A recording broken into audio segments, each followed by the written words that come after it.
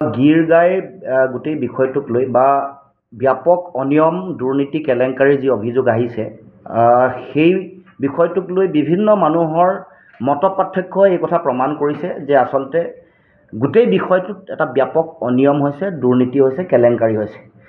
আমি কেইবাটাও মৌলিক প্ৰশ্ন উত্থাপন কৰিছিলোঁ যে এই গোহালি নোহোৱাকৈ গীৰ গাইৰ সিদ্ধান্ত কিনিবলৈ লোৱা সিদ্ধান্তটো কোনে ল'লে, কেনেকৈ ল'লে? গৰুখুটিৰ প্ৰকল্পত গীৰ গায়ে গাখীৰ অধিক উৎপাদন কৰিব, তাৰ কোনোবা বিশেষজ্ঞ প্ৰতিবেদন আছে নেকি? পাৰিপাৰ্শ্বিকতাই গীৰ গায়ে গাখীৰ উৎপাদনত সহযোগিতা কৰিব নে নকৰে, এই সকলো ধৰণৰ প্ৰতিবেদন ৰাজহুৱা কৰিবলৈ দাবী উত্থাপন কৰিছিলোঁ। সেইবোৰ উত্তৰ মুখ্যমন্ত্ৰীয়ে দিয়া নাই। আৰু মুখ্যমন্ত্ৰীৰ যিটো তেওঁ গোটেই বিষয়টো যি ধৰণে কৈছে, তাৰপিছত জয়ন্ত মল্ল বৰুৱাৰ কথাৰ লগত পাৰ্থক্য আছে।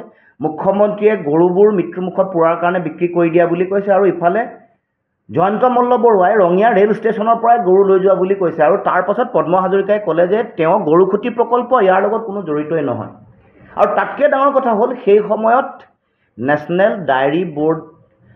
ডায়েৰী ডেভেলপমেণ্ট বৰ্ডৰ লগত যিখন MOU চুক্তি হৈছিলে শ্ৰীমন্ত শংকৰদেৱ কলাক্ষেত্ৰত, তাত এই চুক্তিখন হওঁতে বিভাগীয় মন্ত্ৰী আছিলে অতুল বৰা ডাঙৰীয়া। আৰু গোটেই বিষয়টো সেই সময়ত অতুল বৰাৰ লগত জড়িত আছিলে, কিন্তু অতি আশ্চৰ্যজনকভাৱে অতুল বৰাই এতিয়ালৈকে কোনো মুখৰ মাতে দিয়া নাই। চুক্তি, গৰু অনাৰ সিদ্ধান্ত আৰু নেশ্যনেল ডায়েৰী ডেভেলপমেণ্ট বৰ্ডে দিয়া গাখীৰ নিদিয়া গৰু, হাল বোৱা গৰু দিয়া যিটো ব্যাপক কেলেংকাৰী, সেইটোক লৈ আশ্চৰ্যজনকভাৱে সেই সময়ৰ মন্ত্ৰীয়ে কোনো ধৰণৰ বক্তব্য আগবঢ়োৱা নাই।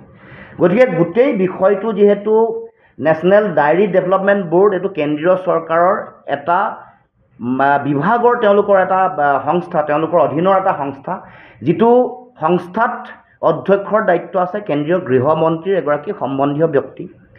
আৰু গোটেই বিভাগীয় মন্ত্ৰী হৈ গ'ল যিহেতু অমৃত শ্বাহ, তেওঁৰ নিজৰ মন্ত্ৰিত্বৰ কাৰণেই সেইখন বৰ্ডৰ তেওঁ উপদেষ্টাৰ দায়িত্বত আছে। গতিকে এই গোটেই বিষয়টোৰ লগত ৰাষ্ট্ৰীয় পৰ্যায়ৰ এটা সংস্থা, অসম চৰকাৰৰ মুখ্যমন্ত্ৰী, তাৰপিছত জয়ন্ত মল্ল বৰুৱা, বিজেপিৰ সভাপতি, তেওঁলোকৰ বিভিন্ন বিধায়ক, ভুৱন পেগুপ্পা আৰম্ভ কৰি দিগন্ত কলিতা, সকলো বিভিন্ন বিধায়কৰ নাম ইয়াৰ লগত জড়িত হৈ আছে। গতিকে আমি আজি দেশৰ প্ৰধানমন্ত্ৰীলৈ এখন পত্ৰ প্ৰেৰণ কৰিব খুজিছোঁ যে এই বিষয়টোৰ উচ্চ পৰ্যায়ৰ তদন্ত লাগে, CBIৰ তদন্ত লাগে। CBIৰ তদন্ত কৰিবৰ কাৰণে, CBIৰ যোগেদি তদন্ত কৰিবৰ কাৰণে আমি বিষয়টো উত্থাপন কৰিছোঁ, তেওঁলোকে পত্ৰ প্ৰেৰণ কৰিছোঁ। আৰু তদন্ত প্ৰক্ৰিয়া আৰম্ভ নোহোৱালৈকে যিগৰাকী মন্ত্ৰী জয়ন্ত মল্ল বৰুৱাৰ ইয়াৰ লগত জড়িত হৈ আছে, তেওঁক তেওঁৰ মন্ত্ৰিত্বৰ পৰা আঁতৰাই ৰাখিবৰ কাৰণে দাবী উত্থাপন কৰিছোঁ। এই দুটা বিষয়ক লৈ আমি দেশৰ প্ৰধানমন্ত্ৰীলৈ পত্ৰ প্ৰেৰণ কৰিছোঁ, কাৰণ বিষয়টোৰ লগত নেশ্যনেল ডায়েৰী ডেভেলপমেণ্ট বৰ্ড, কেন্দ্ৰীয় চৰকাৰৰ এটা সংস্থাটোৰ লগত দেশৰ গৃহমন্ত্ৰীগৰাকী এই বিষয়টোৰ মন্ত্ৰীৰ দায়িত্বত আছে।